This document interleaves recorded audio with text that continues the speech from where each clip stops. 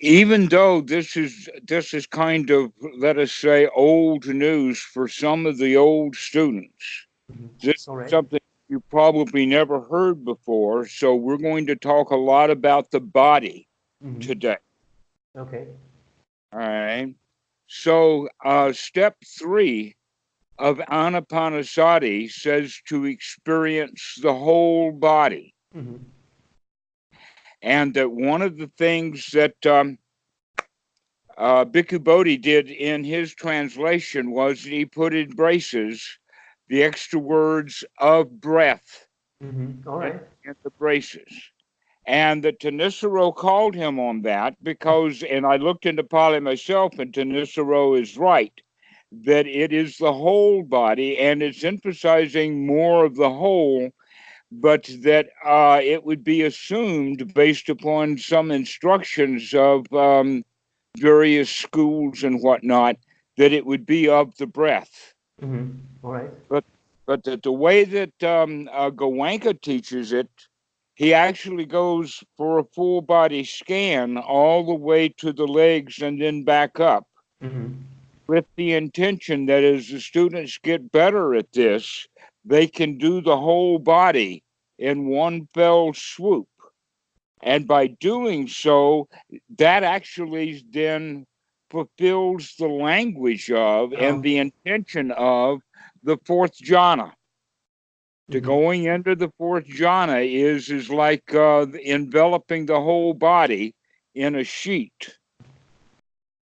And another way of talking about it is in English language they refer to it as an out of the body experience. Oh, And okay. some people talk about it as a near death experience. But basically, in that near death experience, and mostly also out of the body experiences, are due to drugs. And Mm-hmm. so it's a mind altered state that takes the mind way, way down. All right. But the reason that I'm mentioning that is because that still has a kind of a purpose to it that's missing something. Within the Goenka technique, where they're doing body scans, they still only scan the kind of the surface of the body rather than deep inside. Oh, okay. Mm. And that the whole body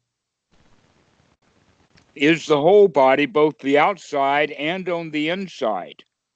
And that on the inside of the body, there are nerve cells just like the nerve cells on the skin throughout the body.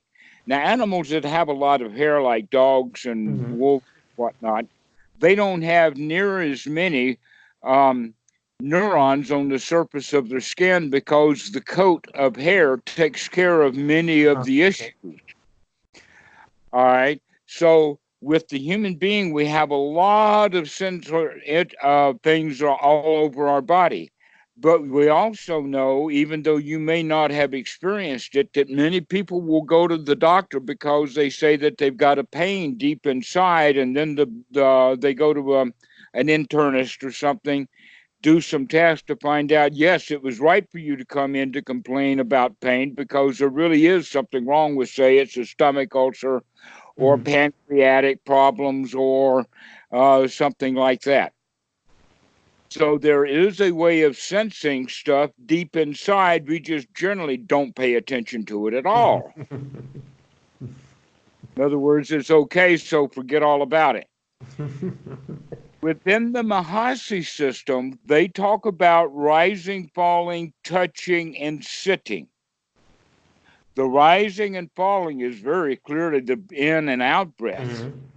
But the touching then would be the surface area of the body, and the sitting then would be this deep proprioceptic system that allows, let us say, people to develop skills such as ballet, very fancy dancing that requires that they know what the body is doing a lot.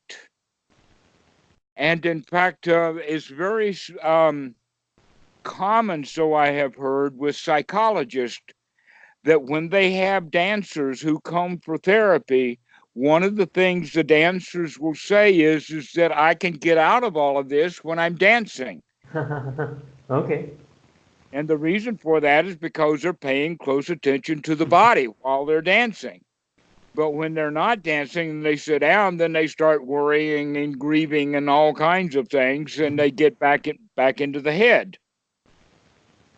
And there's also then a lot of folklore that talks about that. One of them is the distinction between the head and the heart, to follow your heart rather than your head. And what we Uh-huh. sometimes mistake is that actually what they're actually saying is get in touch with what's really going on rather than Mm-hmm. thinking about it. All right. And when you express it like that, I'll agree. But mostly people will say to follow the heart means to never mind thinking about what's going on, just feel bad and then go Mm-hmm. according to the bad feelings. And that's their idea of following the heart, is just following bad feelings. Okay. All right. And that feelings also are associated with the body. Surprise. And that it has to do with bodily chemistry. In other words, the body and the reptilian mind or the brain will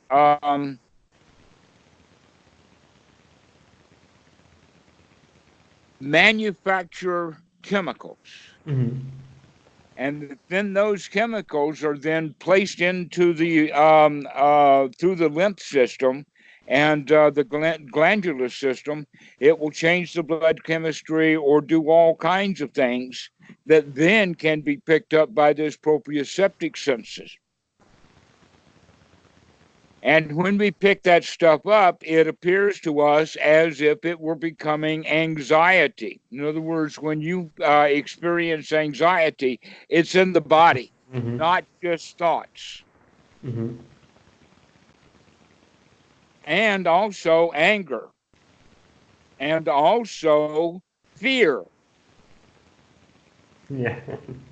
Okay, these things actually are all physical conditions, and that they are also associated with unpleasant states. They're not pleasant. They're Mm-hmm. dissatisfying. They're not satisfying things. And that what we're talking about here, when I talk about it, I'm actually talking about it in concepts, but it's not to be experienced in concept. In other words, I'm telling you stuff not to just memorize it, Mm-hmm. but rather to go experience it inside the body. All right. So our first little experiment is that you're going to close your before I'll tell you what to do and then we'll do it. Okay. Mm-hmm. You're going to close your eyes and then you're going to raise your hand into the air and then you're going to wave it a bit and then stop it. Mm-hmm. Then you're going to open your eyes. Mm-hmm. Okay. So let's do that. Close your eyes and then take one or the other of the arms. Okay, now wave it around a bit, up and down, back and forth. Okay, and then stop someplace. Right? Okay, you stopped it about where you put it in the first place. Is that right? Okay, Yeah. okay. So open your eyes and check that out. Mm-hmm. Yeah, it's right where I expected. It's right where you expected to be. How did you know where your arm was going to be with all that flailing about while you weren't watching? Yeah, I have a feeling for it. You have a feeling for it. Mm-hmm. Exactly. That feeling is a feeling Mm-hmm. that is called in modern science proprioceptic. Mm-hmm. And it's the inside of the body that you're actually experiencing. In other words, the touch sensation on the hands on the surface Mm-hmm. is not what you're using to figure out where the body is. Uh-huh. And Okay. so in meditation, the monks of Burma can sit rising, falling, touching, sitting, and they're keeping track of their posture. They even know when they're slumping if Mm-hmm. they look at it, if they're looking at the body. So we know the body, but often we're not paying any attention to that at all. That basically the what we think and reflect more about is the touch sensation on the outside of the body. Mm-hmm. For instance, getting a bite or a scratch or something like that. Insects crawling on the skin. And so we're much more attuned to that, but we're generally not attuned to the inside of the body. The way we're going to get attuned to the inside of the body is by using the tool of the breath. All right. All right. And by doing so, we're going to take control of the breath and start using it as a tool rather than its ordinary function of merely keeping you alive. Mm-hmm. Now, one of the ways that we can look at this is that if you cannot learn to control your breath, how are you going to learn to control your mind? And if you cannot control the breath, how are you going to ever learn how to control feelings? Mm-hmm. All right. Yeah, So, the breath is in like in closer proximity to control rather than what the mind spins up or what chemicals are exactly. running through your blood or lymph system. All right. So, this whole quality then is that we're going to use the breath to do some exercise.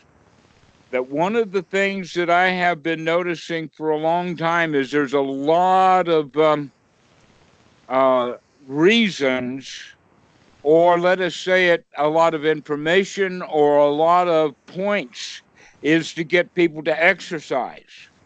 Mm-hmm. But one of the qualities of exercise is that it modifies and changes our breathing because of the body's needs. That we don't necessarily have to do the physical exercise in order to get the value of the exercise if the value of the exercise is coming from the breathing. Uh-huh. All right. Okay. There was just one example of that. There was at one time something that was very popular, and you had to buy the right equipment. And the name of the fashion was jogging. And there was a particular doctor that wrote a particular book about the effects of jogging. After he wrote the book and he became very famous, it turns out that he, first off, had knee pain and then died prematurely of a heart attack. Guess what? A lot of people stopped jogging.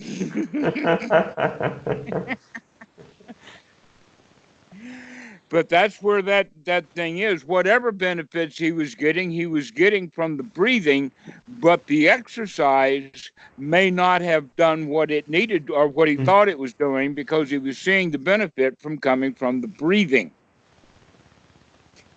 All right. And so there's another point about learning how the various different kinds of breath operate is something to be experimented with or to be played with so that you begin to play with the breath, knowing that you can control it with the conscious mind or the frontal cortex or the human part of the brain, the Mhm. mind, what in the Buddhist texts they call the manut, that which Okay. makes you human. Mhm. Generally, the word sita, which is translated as mind, we almost always think of that as the thinking part of the mind. But in the Thai language, they generally translate this word chitta or sita as emotion All right. rather than, yes, that's because that's in the mind too. Mhm. The And that concepts of most, the feelings. Okay.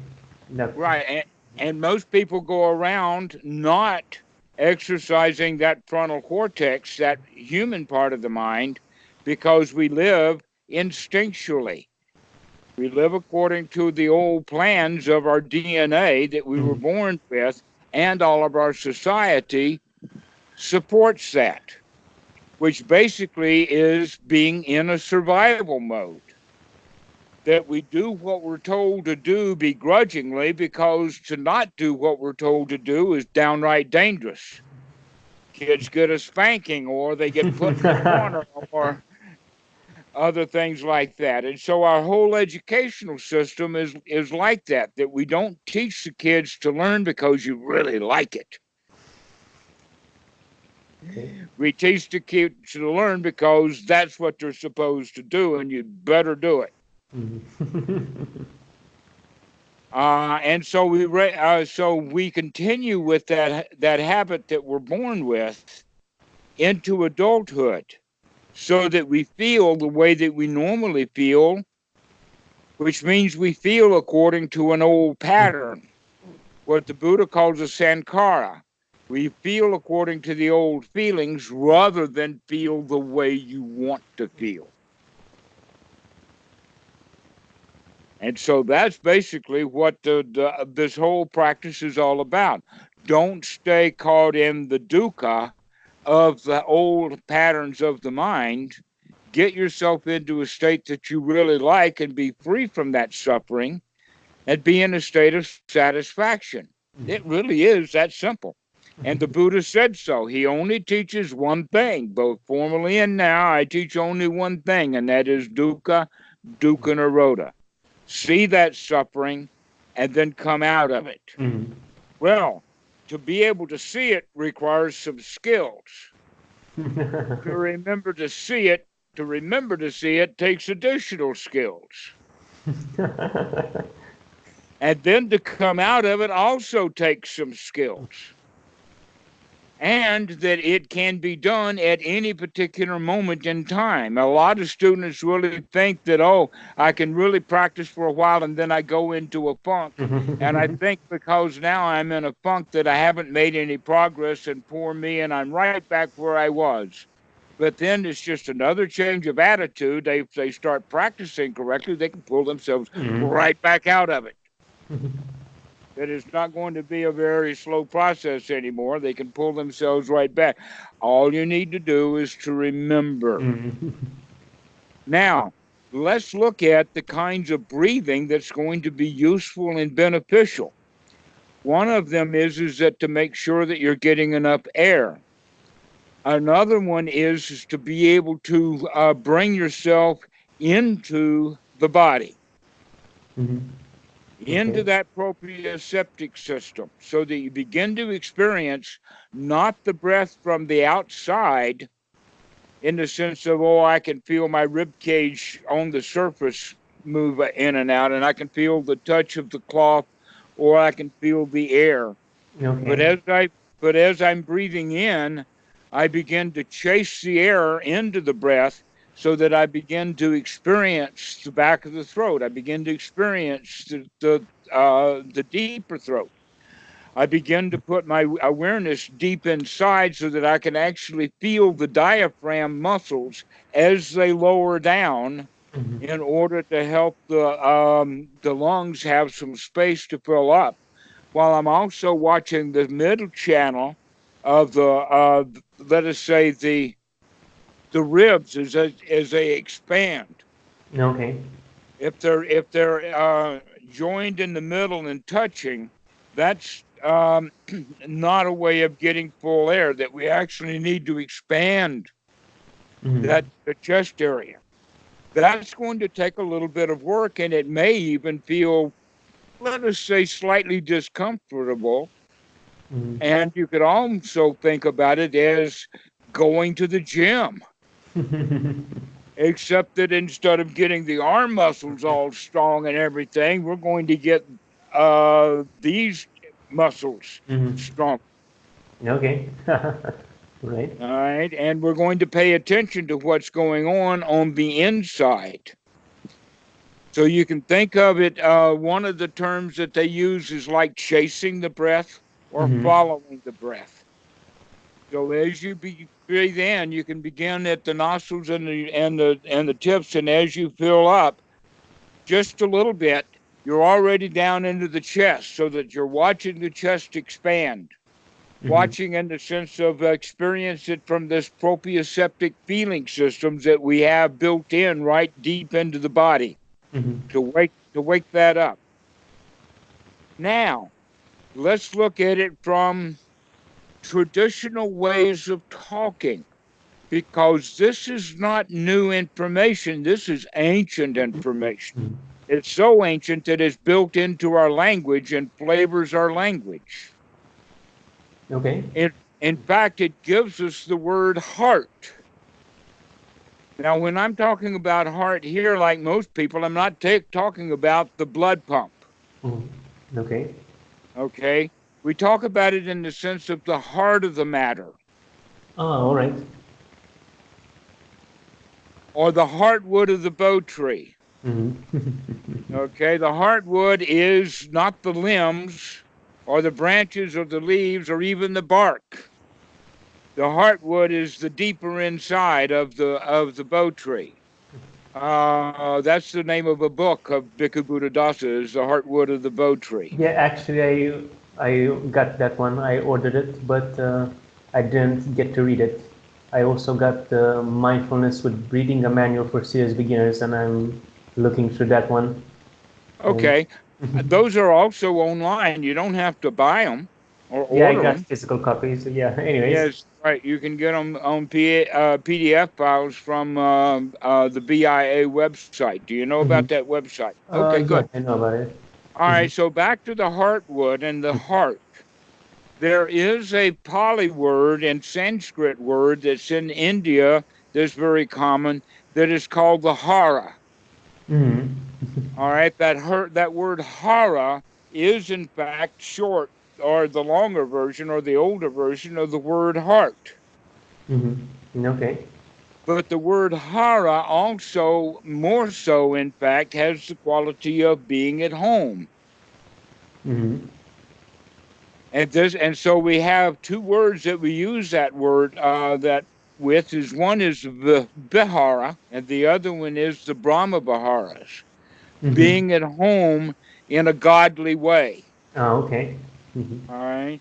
Or the Vihara is actually the place where that's the name of the Wat in Ah, okay. Thailand, except that the word Wat is the Vihara that's been shortened down to Thais like that. They just take everything and just crunch it into one syllable. But in Sri Lanka, they call it the Vihara. All right. Okay. And what we mean by the Vihara is the home for the monks. Or when you are a monk, then the Vihara is at home, literally, deep in the home, somewhere way in the back of it, in fact. not out not out at the door. All right. So we want to think of that then as going home or going to the Vihara or going into a place of being centered. Hmm. Getting in touch with the body from the inside has enormous benefits, and it helps with to get in touch with that. We need the breathing, but the breathing also, the way that we're going to do it is very healthy. So this is a healthy thing to do. Okay. To get the blood, not the blood, to get the oxygen really flowing. The blood's already flowing. We're not interested in how the blood flows. We're interested in getting all the good stuff into it and all the crap out of it. Hmm. And that the crap that's coming out are the stuff that's spent, not just carbon dioxide, but small pieces of amino acids and other Hmm. things like that are just, let us say, fairly small compact molecules are not really sophisticated big molecules and therefore can be taken out with the breath. So as you get angry, the adrenaline is pumped in. As that adrenaline stays, it begins to get broken down very quickly. And if you All right. breathe out, that adrenaline that's broken down into various amino acids then can be expelled through the lungs. And it's been known for centuries, many Okay. centuries, to tell the guy who's angry, take a few deep breaths, right? Yeah. It really works. So, taking that, we don't have to be in a state of anger. We're going to keep purifying the blood as best we can while we're taking in the oxygen. Another point is about the carbon dioxide, that when the carbon dioxide builds up in the blood, carbon dioxide plus water is an acid. And that acid is called, Carbonic acid, right? exactly, Okay. or acid rain. Uh-huh. All All right. Carbonic acid then is released. The carbon dioxide comes out of the Mm. body and it changes the pH or the pH factor. Mm. No D necessary. Yeah. It changes the pH factor, so it brings us back to a better state of homeostasis. That, in fact, when the body gets in emergency mode, which means it's got way too much carbon dioxide, that's when the syndrome that would be called out of breath, when you're Mhm. breathing as if you're really gasping for air, or that you're after you're doing a lot of exercise, walking up a hill, running, that kind of stuff, Mhm. then your body gets into a state of because we're trying to get that carbon out and get some oxygen in. Mhm. Now, in some places, even around Watsu and Moke, that kind of breathing is called step 2 of Mm. Anapanasati. And it's very useful for meditators to practice that kind of breathing from time to time. All right. All right. But there's another way of looking at the short breath, and that is in the sense of just letting it go back to normal. Mhm. The normal breath is also a short breath. Right. Okay. But the important point about this panting that we're talking about. Now, I Okay. don't mean the panting of a dog. The Yeah. panting of a dog is way too fast, Mhm. Mhm. like that. But they do it to dry the mouth out and to cool the body. But dogs generally breathe faster than humans also. Mhm. And I wonder if that has anything to do with their lifespan being short. Mhm. So we're going to take a little longer breath, but we're going to make sure that it's a big, deep, long breath. Mhm. And the deeper it is, means the more the diaphragm is going to move, the more the chest is going to open, and Mhm. even to the point that the shoulders will begin to rise because you've got some Mhm. unused parts of the lungs that are going to get filled up too. And then you let it out just like you would not popping a balloon, but opening a balloon and it you go like Mhm. that. All right. That exhale then is an exhale that has the quality of a sigh. And it's not the same kind of breathing that a musician would have. When I was in high school and college, one of the games that was always played, especially by the brass players, the woodwinds didn't do it so much because of their embouchures and things like that. They can't compete like with the trumpet player. But a trumpet player normally can go about 100. No, excuse me, about 100 seconds, maybe even 110 seconds. But that's long. Mhm. That normally a minute, in a minute and 10 seconds would be what a good trumpet player could do. Mhm. About 1 minute for a trombone player and maybe 50 seconds for a tuba player. But the This important means. thing with the brass is that you've got to maintain a note, which Mhm. means you've really got to control the diaphragm so that only so much air is Mhm. going to maintain the note. And when the student gets close to being out of breath, the tone will begin to wobble Mhm. because he can't maintain that exhale when he doesn't have enough air to actually continue doing it. All Mhm. right. So in that case, we're not really doing that kind of breathing, nor is it necessary. That what we're really wanting to do is keep the body oxygenated with these long breaths. And so you could say that the long breath could be, the in breath can be a little longer than the out breath. But the important thing is to experiment with it so that you find the best breath for you. Mhm. But that experimentation also is going to take some work. Mhm. And by doing so, you'll gain great benefit.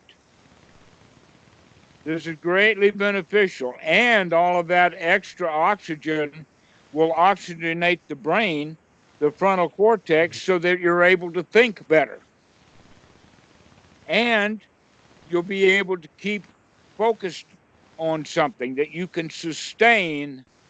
When we use the word concentration or Mm. focus, both of those words have to do with shorter periods of time. So if we go to the word sustain, then that means we can sustain it for long periods of time, like the trumpet player sustaining that note.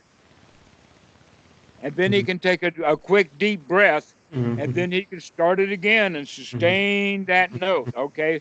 What we're wanting to sustain, though, is the ability to watch the breath, just like the trumpet player is watching it, but we're not going to be breathing with the out breath quite so long.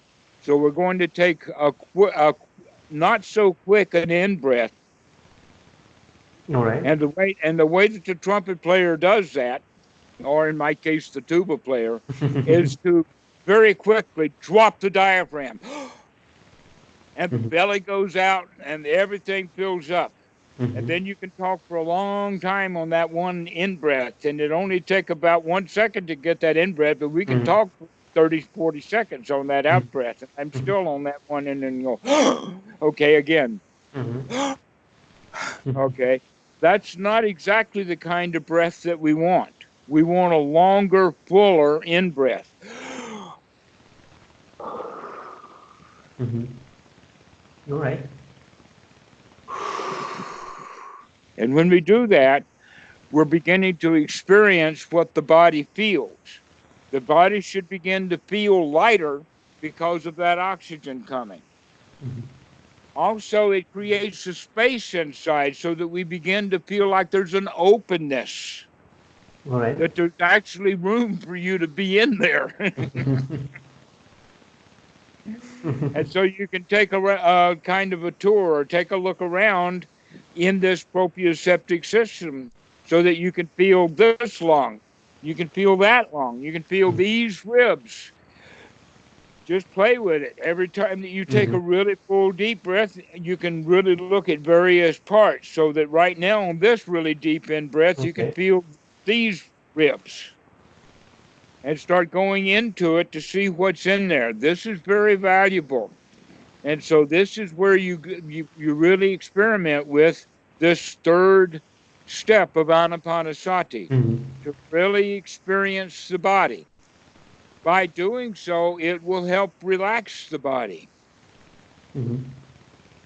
Now, Bhikkhu Buddhadasa, when he talks about anapanasati, he goes through a long discourse on each one of them, Mhm. but he also shows that they've got to be mixed. In other words, even though he waits until page 218 to talk about gladdening the mind, he actually does mention it even in step one, that Mhm. we've got to be pleased with what we're doing. We like it. We cultivate the liking of it. Mhm. We cultivate the liking of it in several ways. One of them is that we cultivate liking that we can remember to do it. Mhm. And so we gladden the mind, and also the gladdening of the mind is going to occur because you've got more oxygen in the mind, in the brain. Mhm. And so that begins to lighten it up, getting it ready for um, the Vedana. Now, when Okay. I say Vedana, Anapanasati um, bhavana, or the practice of Anapanasati, or the development of it, is actually broken into four groups. Mhm. And those four groups are the Satipatthana: the body, the feeling, the mind, and the mind's objects. Mhm. Okay. And so Vedana is to get the body in a state so that we can experience the kind of feelings that we want to experience rather than continuing to do the feelings that we're used to doing. Mhm. Let me dwell on that for a while. All right. We're going to use the breathing and the gladdening of the mind, or let us say the body and the mind, to bring the feelings into gear so that we can start feeling the way that you want to feel. Mm-hmm. All right. All right. So let's start asking some questions. Would you rather feel like a loser or a winner? Yeah, like a winner. Would you rather feel like a lamb or like a lion? Yeah, the lion. Now, there's a place in the Bible where it says, that someday the lion and the lamb will sleep together, or they'll lay down together. But Mhm. Woody Allen says, yeah, but the lamb's not going to get much sleep.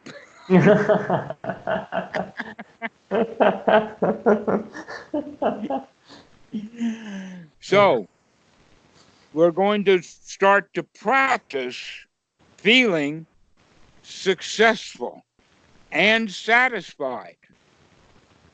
That's actually a practice. These are skills to be developed, and most people don't have those skills. You're going to develop the skill of being a winner. The Buddha is referred to as the lion, not the lamb. Okay? The very highest quality of humanity. And one of those qualities of humanity, that being a lion, is that he's a winner and that he is free from doubt, Mhm. free from fear, free from anxiety, free from sadness, free from foolishness, okay, and free from hunger mostly. All right. Free, free from hunger. Now, the Buddha was very careful to point that business about hunger out, um, in the sense of, it's called, I forget which Pali term it is. I'm going to have to go look this up, but it's either tanha or upadana. I Okay. think, in fact, it's tanha. This tanha is that hunger. It's wanting things. And it normally comes from liking things that we don't have. Oh, it would be good to have this. Oh, it would be good to have that. It would be good to have a new car. It'd be good to have a new laptop. Okay, all kinds of things. It'd be good to have a new lady every night. These are the thoughts that they have, and it's a thoughts of desire. These desires are not filled. And so it leaves us in a state of hunger. Mhm. But wanting to take a deep breath, that's easy. Here it is. All we have to do is take it. And that wanting that deep breath would, in fact, be the part of gladdening the mind. Hey, we can do this. And so every time you remember it, that's the way that you look at it. We can do this, or I can do this. This is successful. So you begin to develop the quality of success. And so we work with the body, we work with the feelings, we work with the mind. We work with the mind in two ways right now. One way that we work with the mind is by experiencing the mind in the sense of, am I doing anapanasati, or have I forgotten all about it and gone off in? Okay, this is experiencing the mind. This is when sati comes in. When sati arises, that means that we're now waking up to experience what the mind is doing. And by doing that, that skill then sets in motion all of the other developing skills. Mhm. The skill of taking deep breaths, the skill of feeling like a lion, the skill of feeling successful, the feeling of feeling satisfied, and in another way of looking at it, the feeling of, hey, I like this and I want to keep it. Mhm. Hey, I like this and I want to keep it. That's an important point. If you can get to yourself to the state of satisfaction, then you can say, hey, I like this and I want to keep it. Mhm. Now we have the applied and sustained thought, and we've also developed all of the jhana factors Mm-hmm. right there within Anapanasati. It's in fact designed for this first jhana. It's what it's designed for, to have that quality that is free from the hindrances, free from um, that shallow breathing, Okay. has the breath going well, doing long breath and oxygenating the body, experiencing the body, becoming at home in the body, and feeling very happy and comfortable that we can do this over and over and over again. Over and over and over again will build confidence. The confidence then becomes that no matter how obstructed the mind gets, or more, no matter how out of breath I am, I can catch the breath and I can stop the mind wandering and I can come back to this present moment and be here now in the body Mm-hmm. as the body experiences its environment through the senses. That's what basically beer here now is being in the body and the senses of the body to experience the being in the here now, the environment as it is in this present moment. And we like that. And we feel successful at it. Become that lion. We have that confidence. So we want to maintain that we don't want to go back into or be reborn in that old stuff that we have spent so much time in. Mm-hmm. So this is in the practice of Anapanasati, and we don't practice it in the sense of spending a year on step one and a year on step two. That's like learning to play the piano, and you're only allowed to play C for the first year. And then D, you can play that after 2 years. And then C, D, and E together after 3 years. No, you got to learn to play all of the notes. Okay, and so Anapanasati then is a skill. So basically, if I were going to put it in order, I would say the first thing is sati, or step 9 of Anapanasati, then step 10, then step 1 and 2, then into step 3, and then step 5 and 6, leaving you at step Oh, 7, which we're about to talk about. okay. Let me go through that again. 9, 10, 1 and 2, a bit of 3, 5 and 6, getting you into step 7. Yeah, I was Now, just trying to ask about that. Why about step four? It's, step 4, is calming the kaya, actually, or okay? the body will not become completely calm Mm. until you become completely satisfied. Oh, okay. It's a good point. Okay? Oh, That step 5 is necessary okay. before step 4 is available, but that's not because we describe it in the Anapanasati Sutta in the order according to the Satipatthana. Ah, okay. No, I understand. That's why it's described that way. But if you look at the Sambhojana, the 7 factors of enlightenment, you find Oh, okay. that tranquility is after the piti. All And right. It makes sense now. okay, that after you become quite satisfied, then the body will relax further, and that takes a while. It's not. Mm. It's a skill to be developed, just like rapture or piti is a skill to be developed. Now that the way that we've talked about it already, that rapture step 5, that piti, which is also an enlightenment factor when it's unremitting. When you get that thing Mm. going, and it really is going. Now, what that is that's the experience of being a lion. That's the feeling of complete success. That's the feeling of, oh wow, we got it. Or another way of expressing it, this is good. This is really good. Another way of talking about it is the way that you'll see in sports, that it's got no word at all. It's just got ah. And that's that relief from being out of all of the hell worlds Mm-hmm. and being out of our feelings, out of our emotions, and into a state of great joy. You would say, well, how will I know what it is? Think about how you want to feel. Mm-hmm. And one of the ways that you know that how you want to feel is the way that you felt when you were a child before the school got you and put you to work. And so that you can begin to feel successful. Children at that age also feel not just successful, but they feel playful.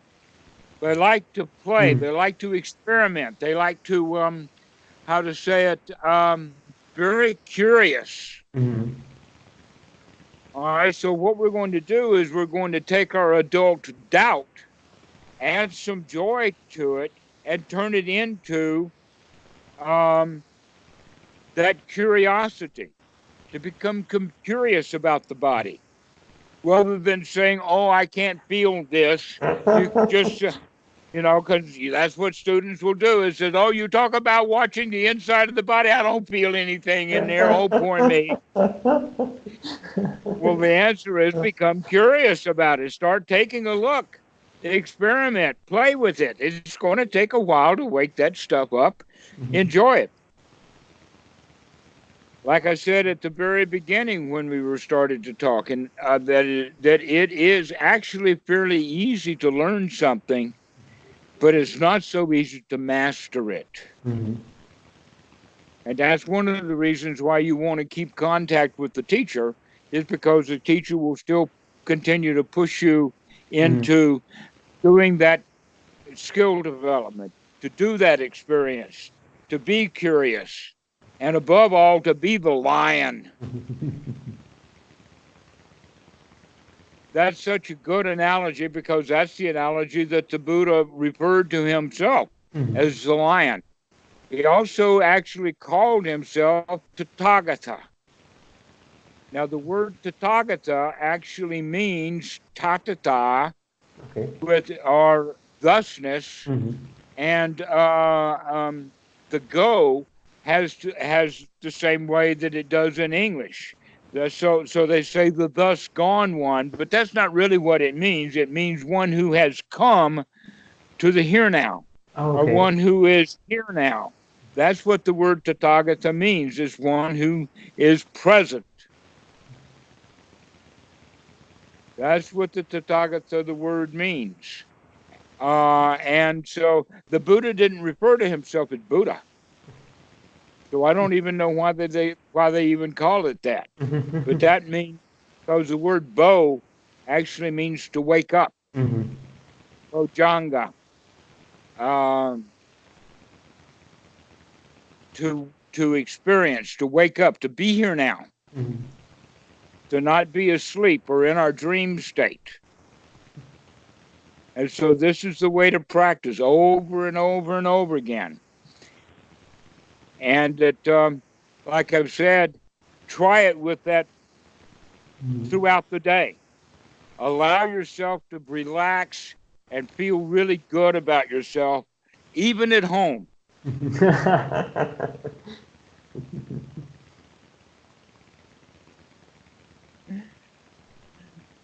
So this is what we have to say. I've got a whole lot more to tell you about, but I think that this is a pretty good place to stop, because you've gotten the point that you've got to learn to live in the body.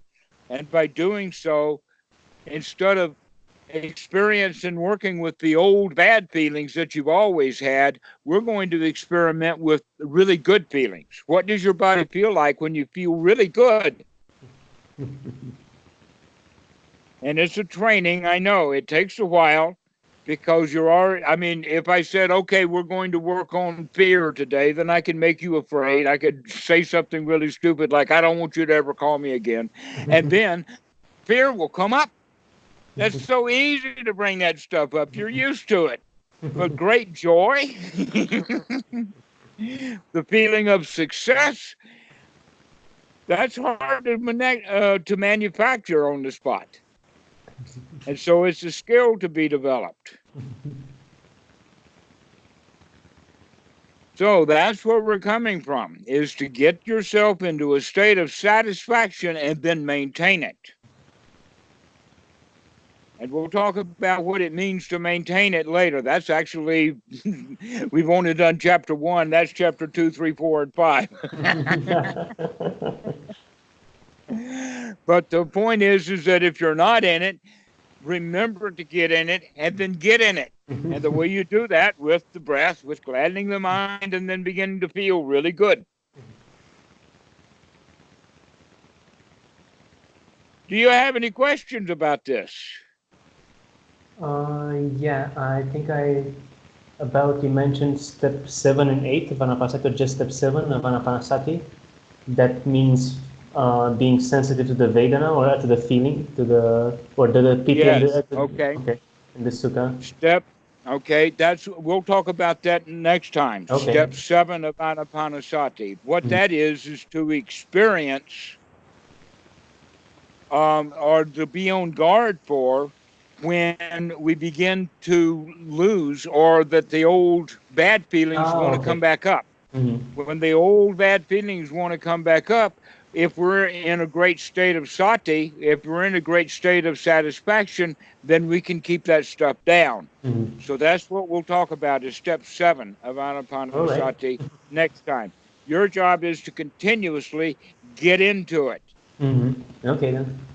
And you'll begin to see more and more for yourself how to maintain it once you get into it. And that state that we're talking about is the state that is referred to in the sutras as first jhana, and it has the quality of freedom from the hindrances, that you're actually in the here now, that your body is well oxygenated, and that you feel really, really good, and you have both that sukha and piti, which are jhana factors of the first jhana, and then you have the ability to sustain that for a while. That applied and sustained is to keep the mind in a good state, to stay happy, to stay the lion.